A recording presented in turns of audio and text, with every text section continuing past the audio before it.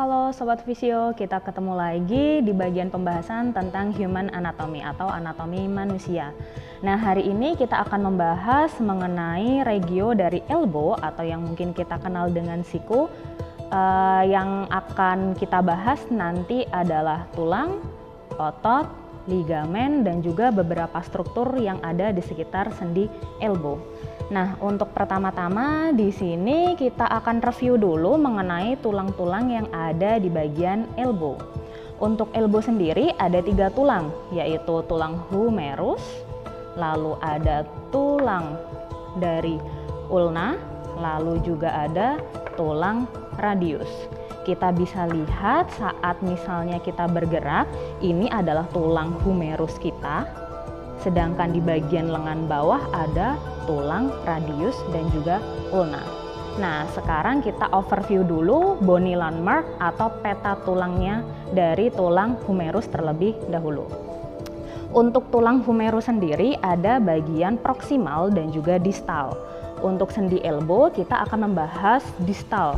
Kenapa bagian distal? Karena bagian distal adalah pembentuk dari sendi elbow. Nah, untuk sendi elbow ini sendiri, ini bagian proksimal, ini bagian distal. Nah, ini adalah yang bagian akan kita bahas pada hari ini. Pada bagian distal, ini adalah bagian sebelah kanan. Kita bisa lihat di sini ada tonjolan, ada bagian tonjolan di bagian luar, lalu juga ada tonjolan di bagian medial atau bagian dalam yang disebut dengan epicondylus. Nah, epicondylus ini ada di bagian lateral dan juga ada di bagian medial. Kita bisa cek atau kita bisa palpasi dengan menyentuh bagian siku kita di bagian kanan ataupun bagian kiri atau bagian lateral dan juga bagian dalam. Ada tonjolan ketika kita mencoba untuk menggerakkan ke arah menekuk ataupun lurus, nah itu adalah bagian dari epicondylus. Nah, setelah epicondylus kita berlanjut ke bagian anterior. Di bagian anterior sini ada beberapa cekungan. Cekungan ini merupakan artikular. Artikular adalah permukaan sendi yang dia menempel dengan tulang radius dan juga ulna. Sedangkan untuk bagian posterior, di sini ada cekungan yang cukup besar. Cekungan ini disebut dengan fossa. Jadi kalau di bagian tulang ada sebutan fossa, itu artinya adalah cekungan. Cekungan ini adalah tempat menempelnya tulang olecranon yang dipunyain dari ulna. Nah, ngomongin soal ulna, kita berpindah ke tulang ulna. Di sini di bagian tulang ulna sendiri kita bisa lihat di sini ini merupakan bagian sebelah kanan ataupun dekstra. Di sini ada tonjolan. Nah, tonjolan ini disebut dengan olecranon. Kita bisa cek di bagian olecranon adalah di bagian posterior dari tangan kita. Pada bagian posterior tangan kita ada tonjolan seperti ini. Nah, tonjolan ini disebut dengan tonjolan olecranon. Untuk tonjolan olecranon, dia merupakan bagian dari tulang ulna. Sedangkan di sini ada trochlear notch yang merupakan cekungan bagian dari trochlea tadi, bagian dari artikular sendi humerus dan juga dari ulna. Jadi bentuknya seperti ini. Nah, gerakannya seperti ini bisa kita lihat kenapa ada cekungan supaya terjadi gerakan dari fleksi dan juga ekstensi dari elbow. Selanjutnya kita pindah ke radial. Di radial sendiri ada 3 bagian besar. Ini merupakan bagian kepala radius. Ini leher radius. Di sini ada bagian tuberositas atau tonjolan. Jadi kalau tadi fossa itu adalah cekungan, tuberositas adalah tonjolan. Nah, tuberositas ini adalah bagian yang tadi memutar untuk membentuk gerakan supinasi dan juga pronasi. Lalu di sini ada bagian badan dari radius, tempat menempelnya otot-otot bagian lengan bawah, dan di sini merupakan distal dari radius. Jadi di sini ada ulna dan juga di sini ada radius. Untuk palpasi supaya lebih mudah, kita bisa mensejajarkan bagian radius dengan ibu jari. Jadi tulang radius sejajar dengan ibu jari, sedangkan tulang ulna sejajar dengan jari kelingking. Jadi ketika kita melihat pada bagian anterior ataupun posterior, keduanya sama. Bagian belakang atau posterior sini merupakan radius sesuai dengan ibu jari, lalu yang sini untuk tulang ulna itu sejajar dengan jari kelingking. Nah, selanjutnya kita akan ngomongin soal otot-otot yang ada di bagian sendi elbow. Walaupun ada 17 lebih otot yang menempel pada lengan atas ataupun lengan bawah, tetapi otot-otot prime mover atau penggerak dari elbow cukup sedikit. Nah, kita bicarakan sekarang tentang fleksi elbow terlebih dahulu. Untuk gerakan fleksi elbow, gerakannya adalah seperti ini. Nah, gerakan fleksi elbow sendiri merupakan gerakan gabungan dari sendi. Yang pertama, sendi humeroradial joint, dan yang kedua adalah humero-ulnar joint atau sendi humero-ulnar. Jadi penamaan sendinya sesuai dengan tulang yang saling menempel. Karena tulang yang menempel adalah humeroradial, maka disebut humeroradial joint. Sedangkan untuk ulna, humero-ulnar joint atau sendi humero-ulnar.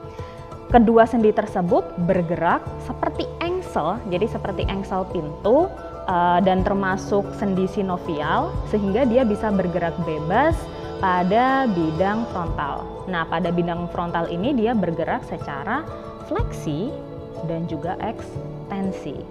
Untuk gerakan fleksi, otot penggeraknya ada di bagian anterior. Nah, bisa dibagi jadi dua, anterior bagian atas dan juga anterior bagian bawah. Untuk bagian anterior atas ada otot-otot bicep brachii dan juga otot brachialis. Pada otot bicep brachii merupakan otot yang cukup umum kita dengar di publik. Jadi bicep brachii bisa kita palpasi langsung dengan cara pasien diminta untuk menekukkan tangannya seperti ini. Ketika sikunya ditekuk seperti ini, akan ada tonjolan otot di bagian lengan atas, itu adalah otot bicep brachii. Sedangkan untuk brachialis ada di samping dari bicep brachii. Brachii merupakan penyebutan nama dari otot-otot yang menempel di tulang humerus. Pada otot bicep brachii dan juga brachialis ada di bagian atas karena muscle belly atau otot perutnya ada di bagian lengan atas. Sedangkan brachioradialis, perut ototnya ada di bagian lengan bawah. Seperti itu. Kita ulangi lagi, untuk gerakan fleksi, penggeraknya ada 3 otot, yaitu bicep brachii, brachialis, dan juga brachioradialis. Kita pindah ke belakang atau bagian posterior. Untuk gerakan otot-otot yang mengarah ke posterior adalah gerakan ekstensi atau gerakan seperti diluruskan seperti ini. Pada gerakan ekstensi, ototnya hanya satu, yaitu otot tricep brachii. Otot tricep brachii ada berada di bagian belakang di sini. Kita bisa palpasi dengan cara memegang bagian belakang lengan, lalu pasien diminta untuk meluruskan tangannya seperti ini. Nah, akan terasa ada otot yang kontraksi di bagian belakang, itu merupakan otot tricep brachii. Sama dengan otot bicep, muscle belly atau perut ototnya ada di bagian atas dan tendonnya ada di bagian tulang radius ulna. Kita lanjut ke gerakan selanjutnya. Gerakan selanjutnya adalah gerakan pronasi dan juga supinasi. Untuk gerakan pronasi dan supinasi sendiri, sendi yang bergerak merupakan sendi radio ulna. Kalau tadi merupakan sendi engsel, ini merupakan sendi pivot. Sebenarnya untuk sendi dari radio ulna itu adalah sendi ball and socket joint. Tetapi di sekitar tulang dari radius ada ligamen, yaitu disebut dengan anular ligamen. Anular ligamen ini mengelilingi tulang radius atau lebih tepatnya kepala dari tulang radius. Sehingga pergerakan yang terjadi bukan seperti ball and socket seperti yang ada di shoulder, tetapi lebih ke arah berputar. Nah, karena dia berputar maka disebut dengan pivot joint atau sendi putar, seperti itu. Nah, gerakan berputarnya seperti apa? Gerakan berputarnya adalah seperti ini dan begini. Ada dua gerakan, yaitu gerakan menutup dan juga membuka. Seperti kita layaknya menutup kunci atau membuka, seperti ini. Untuk tutup disebut dengan pronasi. Tutup, pronasi. Sedangkan untuk membuka seperti ini, seperti kita membawa sup, disebut supinasi. Jadi ada dua gerakan, pronasi dan juga supinasi, seperti ini. Dan yang bergerak adalah tulang radius ke tulang ulna. Jadi tulang radiusnya di sini dia akan bergerak dari tulang ulna seperti gerakan memutar ke dalam dan juga memutar ke luar. Untuk otot yang bergerak ada beberapa otot dan namanya sangat mudah untuk diingat karena namanya mirip dengan gerakan yang dilakukan. Untuk gerakan pronasi atau menutup seperti ini, maka otot-ototnya adalah otot pronator teres, lalu otot pronator quadratus. Sedangkan untuk membuka seperti ini adalah otot-otot supinator yang ada di bagian belakang elbow, tepatnya di sekitar sini. Kita bisa palpasi dengan saat pasien diminta untuk menutup, maka kita bisa pegang di sini dan pasien diminta untuk menutup. Ya, di sini akan ada otot yang kontraksi, itu adalah otot pronator teres. Sedangkan saat membuka, coba buka tangannya ke arah sini, saya tahan. Kita bisa palpasi di bagian lateralnya di bagian sini. Bisa dibuka? Oke, jadi ada kontraksi di bagian sebelah sini, ini adalah untuk otot-otot supinator. Oke, terima kasih. Nah, selain otot-otot, tulang dan juga ligamen di sekitar sendi, ada yang namanya bursa. Bursa ini berfungsi untuk melindungi sendi elbow. Bursa sendiri bisa kita lihat, kita tidak bisa palpasi, tapi kita bisa memperkirakan tempat dari bursa itu ada di bagian belakang sini. Nah, bursa ini berfungsi untuk melindungi otot tricep dan juga tulang dari olecranon untuk friksi yang terlalu berlebihan. Jadi supaya tidak ada friksi yang terlalu berlebihan saat gerakan fleksi ataupun ekstensi, maka ada bursa yang muncul di tengah-tengah antara otot tricep dan juga olecranon. Perpanjangan dari sendi wrist ini ada 3 tulang, yaitu tulang dari ulna, tulang dari radius, dan tulang dari karpal, seperti ini. Untuk tulang radius dan ulna yang kita fokuskan adalah bagian distal yang ada di bagian bawah sini. Kalau misalnya di elbow kita fokus ke bagian proksimal dari radius dan ulna, untuk bagian wrist atau sendi di pergelangan tangan kita akan fokus di bagian distal dari radius dan juga ulna. Untuk bagian radius dan ulna kita bisa lihat pada elbow mungkin tulang ulna lebih besar dibandingkan dengan tulang radius. Tetapi hal ini berubah ketika kita melihat di bagian distal. Di bagian distal, tulang dari radius lebih besar dibandingkan dengan tulang ulna. Kita juga bisa lihat di sini ada tonjolan dari tulang radius, lalu juga ada tonjolan dari tulang ulna di bagian medial dan lateral yang disebut dengan styloideus. Kita bisa palpasi pada pasien, pada bagian tangan pasien ketika kita sentuh bagian medialnya di sini ada tonjolan tulang atau bagian yang agak lancip. Nah, itu merupakan prosesus styloideus dari radius. Jadi prosesus itu merupakan tonjolan tulang. Lalu di sini juga ada, kita bisa palpasi. Di sini ada tonjolan. Nah, tonjolan ini merupakan prosesus styloideus dari ulna. Jadi kita bisa lihat ini sesuai karena kelingking ya. Jadi bisa kita lihat bentuknya seperti ini. Sedangkan untuk radius kita bisa lihat bentuknya seperti ini. Jadi tonjolan tulangnya ada di bagian dalam dan juga bagian luar. Sedangkan untuk karpal sendiri, karpal tempatnya ada di sini. Kita bisa lihat ini adalah tulang karpal. Tulang karpal sendiri merupakan suatu kelompok tulang yang di situ ada tulang-tulang kecil. Nah, tulang-tulang kecilnya kita bisa cek mulai dari ibu jari atau di anatomi biasanya kita menyebutnya dengan jari 1. Pada bagian bawah ibu jari ada tulang kecil di sini disebut dengan trapezium.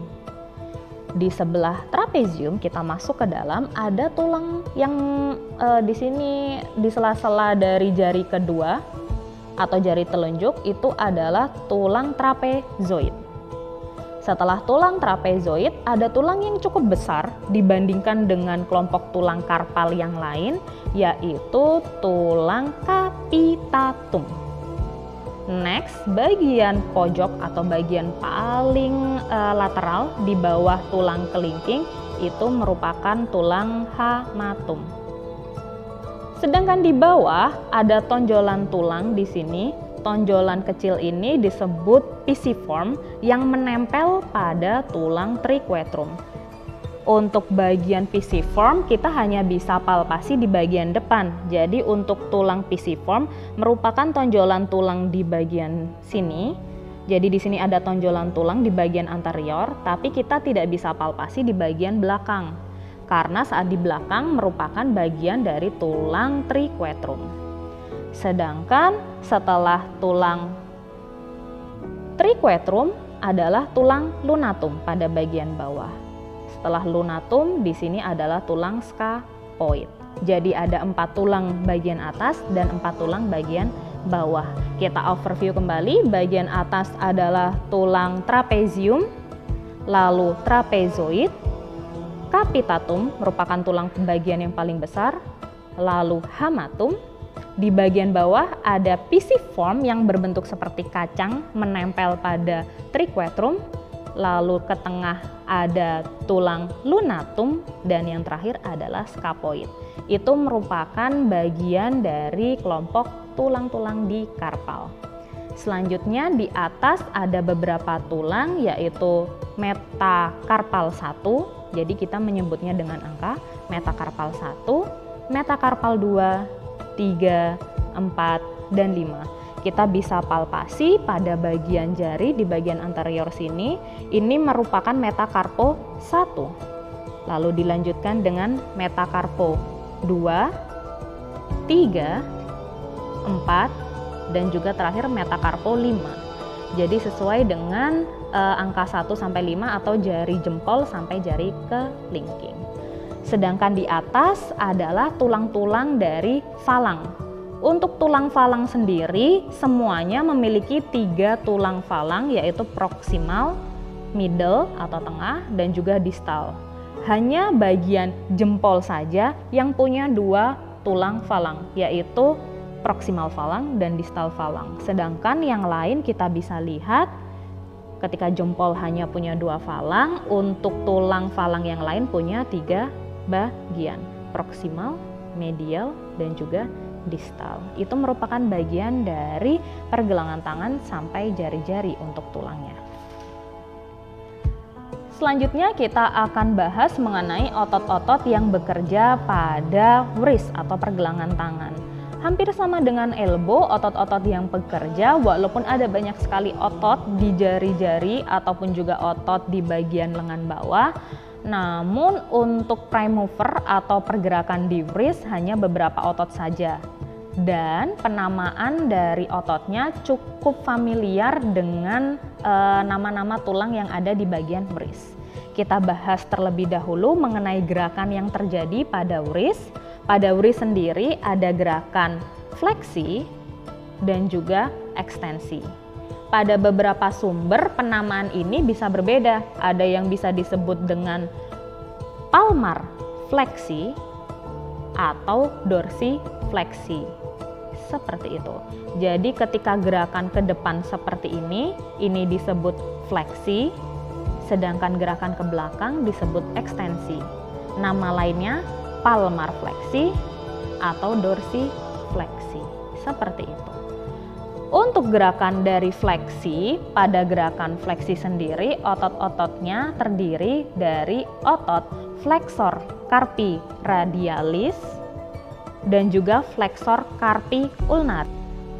Pada saat gerakan fleksi, otot-otot yang bergerak adalah otot-otot flexor carpi radialis dan juga flexor carpi ulnaris. Ada bagian otot tersebut di depan atau di bagian anterior memanjang sampai ke bagian karpal, di bagian radial dan juga bagian ulnar. Ketika dia memendek, maka akan terjadi gerakan fleksi seperti ini.